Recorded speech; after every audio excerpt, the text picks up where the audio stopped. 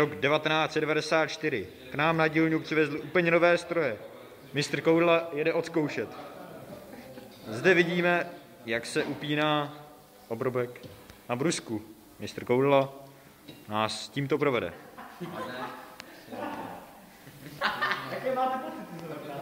Zapneme magnetickou podložku. Nepatrně doklepneme materiál. Klepe do toho jak do blba. Koudla je náš mistr v oboru. Soudruhu, jak se cítíte při práci nové? Netočit. Soudruhu, to je pro stranu toto. Ukaž, jak se pracuje. Na to v toho blbce. Hlavně neví, jak začít. Co mačkat teďka, že jo? Co mačka za proč se točí? Tak? Proč už to nevidí? No červeným to zapni, to víš, jo?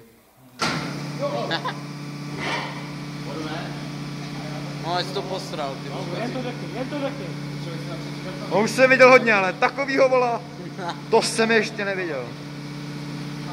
Taky zapni ho, ale. Obličej ti. Práce s tímhle, to jsem ještě nestalo.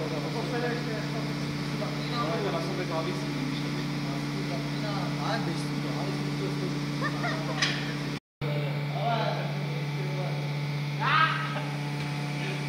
Ten je zákeřný, ty vole.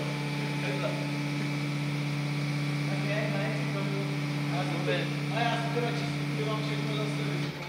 To je